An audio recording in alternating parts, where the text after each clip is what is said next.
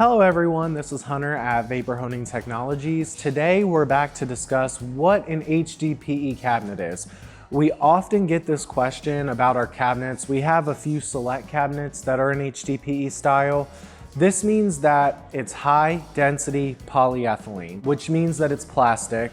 It's a 1/4 inch thick, it's roto-molded so it's seamless, and it's actually really durable. We've actually dropped this style cabinet off of our warehouse roof and we've ran over it with a lift before. They hold up really well. It offers a little bit cheaper of a price point because it's not stainless steel. It really fits budgets where it needs to. We do have a few different models in this style. We have the Micro Vapor Hone, we have the VH700, which is this machine right here. We have a Weekend Warrior, an 800 base, and an 800 FL in this style, ranging from $1,125 to $6,000.